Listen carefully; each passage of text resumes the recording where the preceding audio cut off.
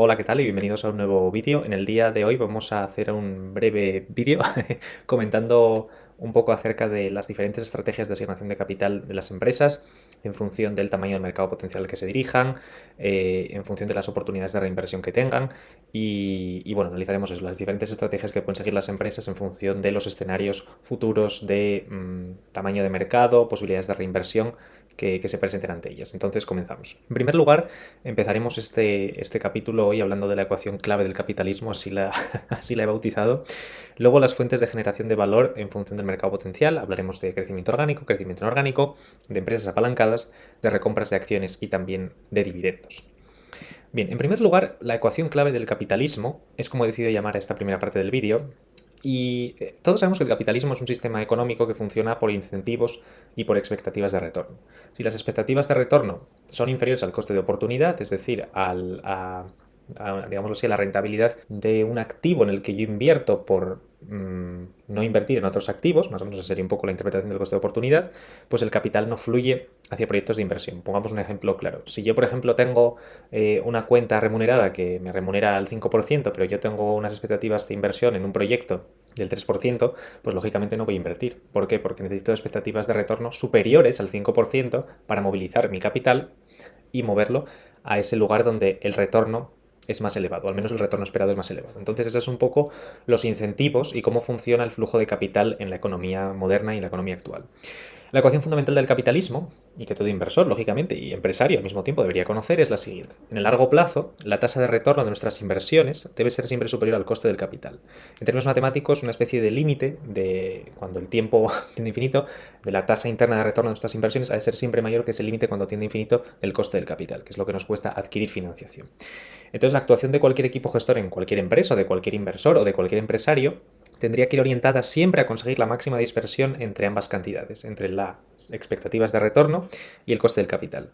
Cuanto mayor sea ese diferencial, esa especie de intervalo, esa especie de separación entre esas dos variables, la tasa de retorno, la tasa interna de retorno y el coste del capital, mayor será la generación de valor para el accionista en el largo plazo. Bien, vamos a estudiar entonces el primer caso que se nos plantea cuando estudiamos la asignación de capital. En primer lugar, tenemos un mercado potencial que esté en crecimiento. En estas circunstancias, las compañías pueden invertir los flujos de efectivo en mantener ese crecimiento y en seguir expandiéndose para incrementar los flujos de caja operativos.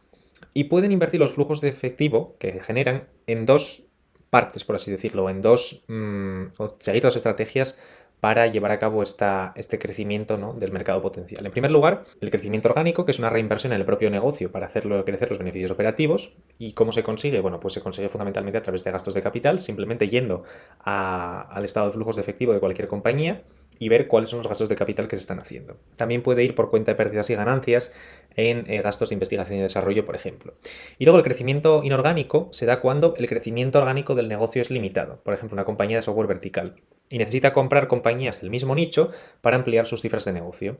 El gasto fundamentalmente se hace a través de la partida de adquisiciones en el estado de flujos de efectivo. Y también, bueno, se puede pasar por balance esas transacciones en caso de que haya dilución, emisión de acciones para adquirir el negocio. Y a continuación voy a mostrar dos ejemplos que yo creo ilustran bien la situación que hasta ahora hemos comentado. En primer lugar, cuando hay crecimiento orgánico y cuando hay capacidad de expandir las operaciones de la empresa porque el mercado potencial que se tiene frente a ella es muy grande, las compañías optan por invertir toda esa cantidad de dinero en gastos de capital, tal y como veis ahí señalado en amarillo. Y ese es el caso de la compañía Meta Platforms, una compañía que está muy centrada en hacer crecer orgánicamente el negocio. Sí que es verdad que la compañía ha hecho adquisiciones, pero son muy pequeñas en comparación con los gastos de capital que están acometiendo. Entonces esa es un poco la idea fundamentalmente. Las compañías que destinan inversiones o partidas de efectivo a gastos de capital son compañías que estiman que el mercado potencial que tienen frente a ellas es muy grande y por eso hacen ese crecimiento. Precisamente la mayor parte de inversión en el negocio pues serían los gastos de capital más las adquisiciones que haga el negocio frente a los flujos de caja de actividades operativas que está generando el negocio, ¿vale? Eso sería un poco la tasa de reinversión en el negocio, definida un poco rápidamente, pero esa sería un poco la idea para ver cuál es la cantidad de flujo de efectivo de actividades operativas que la compañía está reinvirtiendo en hacer crecer su propio negocio. Si en general eso es alto, eso significa que la compañía está reinvirtiendo mucho porque tiene mucho mercado potencial para crecer. Aunque también, lógicamente, puede ser una destrucción de valor en caso de que el coste del capital sea mucho más elevado que, las tasas de retorno que posteriormente se vayan a obtener de esos proyectos de inversión.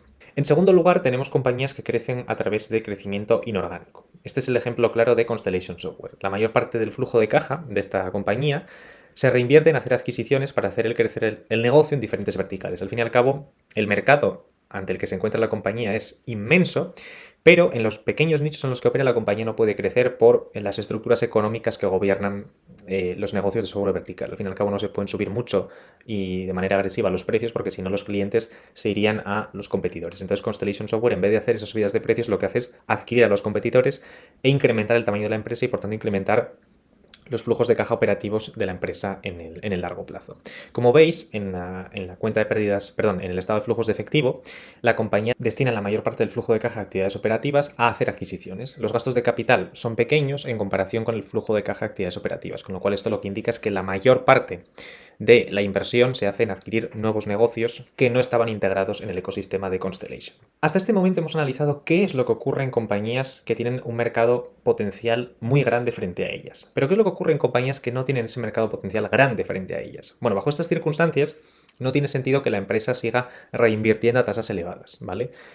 ¿Por qué? Porque las tasas de retorno sobre el capital bajarán, la creación de valor para el accionista, por tanto, disminuirá.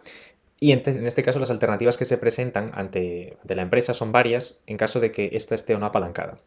En el caso de que la empresa esté apalancada, la prioridad debería ser incrementar el valor de la compañía, el enterprise value. ¿Y cómo se hace eso? Reduciendo el apalancamiento, ¿vale? Reduciendo muchísimo el apalancamiento, ganaremos, digámoslo así, proporción o más valor en el capital de la compañía. Lo que hace el endeudamiento es reducir el valor total de la compañía y lo que haremos es pues, reducir ese endeudamiento y por tanto incrementar ese valor que nos corresponde sobre el capital social de la compañía.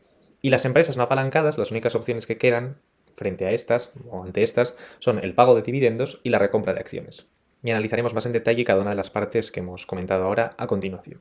¿Qué es lo que ocurre en las empresas apalancadas? Aquí podéis ver el ejemplo claro de una empresa que estaba muy apalancada, que era una compañía petrolera, Occidental Petroleum, que lo que hizo fue reducir muchísimo el apalancamiento, porque se vio beneficiada por unos precios del petróleo muy altos, y lo que hizo fue reducir muchísimo la deuda de su balance. Ahí podéis ver en el estado de flujos de efectivo la cantidad de miles de millones que ha destinado para repagar deuda, y esto ha hecho que el enterprise value de la compañía aumente y que por tanto aumente también su valor en bolsa.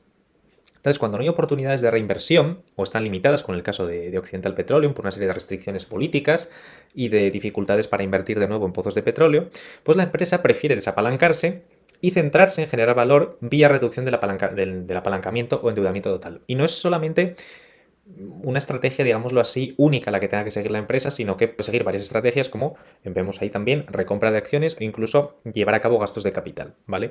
Pero la empresa puede optar en un momento concreto por reducir mucho el apalancamiento para liberar mucho valor para los accionistas y eso puede ser un catalizador de acciones a corto plazo. En el caso de que la empresa no esté apalancada, se nos presentan dos opciones. Recompras de acciones o dividendos. Es siempre la lucha habitual, tanto en Twitter como en YouTube, los partidarios del dividendo frente a los partidarios de las recompras. Y al fin y al cabo son dos caras de la misma moneda, son dos caras de la estrategia de asignación de capital. Y en ciertos momentos una estrategia es más válida que otra y viceversa. Básicamente las recompras de acciones, ¿en qué consisten? Es una estrategia de asignación de capital que lo que consiste fundamentalmente es en adquirir acciones de la propia compañía para incrementar la participación en la compañía de los accionistas. Y al fin y al cabo, la participación sobre el capital social de la compañía se incrementa, ¿vale? Entonces, en términos de precio por acción, el valor aumenta cuando se retiran acciones. ¿Por qué? Porque nuestra participación en la compañía, al fin y al cabo, en términos porcentuales, es mayor. Solamente se debería hacer, o solamente se debería llevar a cabo esta estrategia de asignación de capital cuando las acciones cotizan por debajo de su valor intrínseco. Y siempre que la rentabilidad esperada por recomprar acciones sea superior a la tasa interna de retorno de otros proyectos de inversión. ¿Qué estamos diciendo aquí? Que si, por ejemplo, tenemos oportunidades de reinvertir a tasas del 20% y vemos que pues el margen de seguridad, por ejemplo, de recomprar acciones pues es del 18%, lo que estamos diciendo es que no gastemos todo el capital que tenemos en hacer recompras de acciones porque hay otras oportunidades de crecimiento más interesantes. Ahora bien, si no se presenta otro proyecto que ofrezca tasas de retorno pues apetecibles y las acciones estén cotizando a valor muy bajo o a valoraciones muy bajas por siendo más preciso, pues lo que tendría que hacer un equipo gestor es lanzarse a recomprar esas acciones para incrementar la participación de los accionistas en la compañía y por tanto incrementar el precio de las acciones. Y otra cuestión importante es que las recompras no deberían realizarse para compensar dilución. Esto puede hacer que las compañías recompren a cualquier precio y la estrategia de asignación de capital no sería óptima. Por ejemplo, imaginemos una compañía tecnológica que está emitiendo acciones a 40 veces beneficios, 50, pero para compensar la dilución está destinando parte del capital a recomprar esas acciones a esos precios. Cuando sería más sensato pues reinvertir, por ejemplo, en el propio modelo de negocio, incluso pagar algún dividendo, porque a esos precios no tendría ningún sentido lanzarse a comprar acciones porque no estarían en ningún caso baratas. Con lo cual, las recompras han de ser oportunistas y no una estrategia que se tenga que amoldar a la cantidad de dilución que llevan a cabo algunas empresas, que es lo que parece que vemos últimamente. En el gráfico que hemos extraído de Yardeni Research, podéis ver la evolución de las recompras de acciones y ver cómo son muy volátiles. Y normalmente, la gran mayoría de empresas suelen lanzarse a recomprar cuando otras están recomprando. Y es lo que hemos estado viendo en trimestres anteriores. Por eso lo que hay que fijarse a la hora de analizar pues, las estrategias de recompras de acciones es qué hace el equipo directivo de cada empresa en particular y cómo se llevan a cabo las recompras de acciones. Hay empresas que llevan a cabo las recompras de acciones muy bien y hay otras empresas, no voy a decir nombres, pero quizá todos estéis pensando en algunas grandes compañías de gran capitalización, que recompraron en máximos y eso no es una estrategia de asignación de capital óptima. Con lo cual es muy importante fiarse del equipo directivo y saber que lo van a hacer bien cuando estamos trabajando con escenarios de recompras de acciones. Muy importante. Una empresa que es muy buena recomprando acciones es Thermo Fisher. Aquí podéis ver que la empresa, bueno, pues se dedica a hacer gastos de capital, se dedica a pagar dividendos, a repagar deuda, pero podéis ver también que una parte muy importante de los flujos de efectivo que generan se destinan a recomprar acciones. Y no es una cantidad que se vaya incrementando con el tiempo, sino que va modulándose en función de los años. ¿Y eso de qué depende? Pues de la valoración a la que se encuentre la compañía en cada momento. Si la compañía está a valoraciones que el equipo directivo considera relativamente bajas o que pueden obtener unas buenas expectativas de retorno recomprando acciones, incrementan las recompras. Y cuando eso no es así, bajan el ritmo de recompras. En general, siempre cuando el múltiplo se expande, frenan el ritmo de recompras y cuando se contrae, lo aceleran. Esa es un poco la idea detrás de compañías que hacen bien las recompras, como es el caso de Thermo Fisher, o incluso compañías como Berkshire Hathaway, compañías como Lockheed Martin, que son bastante buenas haciendo recompras de acciones y generando valor para los accionistas de esta manera. Y respecto al pago de dividendos, pues decir que es una estrategia bastante común y bastante seguida por muchas empresas y en ocasiones es complementaria a la recompra de acciones o se presenta de manera complementaria como complemento a las recompras de acciones. En mi opinión, y creo que esto es muy importante, no se debería ver a los dividendos como una estrategia opuesta a las recompras o como una estrategia en sí, como algo que se ve bastante últimamente por las redes cuando se habla de gente que hace value, gente que hace growth y gente que hace dividendos. En mi opinión esto no tiene mucho sentido porque al fin y al cabo todas las estrategias de asignación de capital deberían ser estrategias de generación de valor y los dividendos son una estrategia más dentro de una clase que es lo que se conoce como la asignación de capital al fin y al cabo. Entonces no entiendo muy bien estas diferencias que se hacen últimamente, pero creo que es una estrategia de asignación de capital óptima cuando la empresa tiene un buen balance, es decir, está saneada, tiene una deuda controlada, tiene unos vencimientos de deuda bien espaciados en el tiempo, sin sorpresas de un año para otro, pero sus oportunidades de reinversión son escasas y su valoración es exigente. En dicho caso, pues la empresa, en vez de dedicarse pues, a reinvertir a tasas bajas, a recomprar a valoraciones elevadas o a reducir deuda que no le hace falta porque tiene el balance saneado, pues lo único que le queda, o lo único que puede hacer en vez de acumular caja y que se vaya depreciando con el tiempo, es devolver esa caja a los accionistas para recompensarles pues, con el pago de directamente efectivo. Sí que es verdad que es una estrategia, pues que mucha gente sigue y que históricamente pues tiene una serie de estadísticas a su favor, pero tiene algunas limitaciones como la imposición fiscal, que en algunas ocasiones pues puede ser elevada. De hecho, podéis ver aquí en este gráfico extraído de Yardeni Research que la evolución de los dividendos pagados por las empresas es mucho menos volátil y se mueve muchísimo menos que las recompras que hacen las compañías, ¿no? Entonces por eso mucha gente pues acude a los dividendos como estrategia de incrementar las rentas por la inversión en acciones.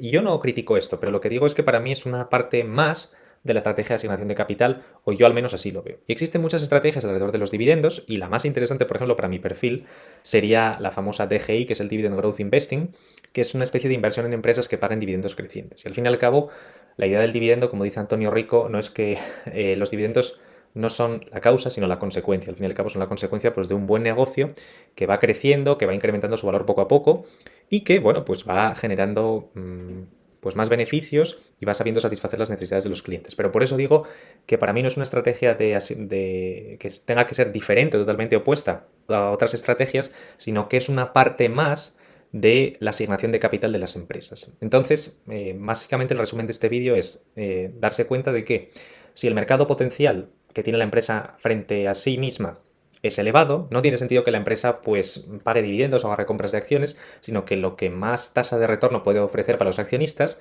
es reinvertir en el propio modelo de negocio, ¿vale? Ya sea a través de crecimiento orgánico o de crecimiento inorgánico. Ahora bien, cuando la empresa pues no tiene tantas oportunidades de crecimiento, porque no hay un mercado potencial muy elevado, lo que puede hacer la empresa, lógicamente, es está apalancada a reducir deuda, y si no, pues tiene las otras dos estrategias que hemos comentado. Si está barata, o si las acciones están baratas o están a una valoración baja, las recompras pueden generar mucho valor para los accionistas, pero en caso de que la empresa esté a una valoración exigente y no haya pues posibilidades de reinvertir el capital a tasas elevadas, los dividendos pueden ser una muy buena estrategia para devolver capital a los accionistas en el largo plazo.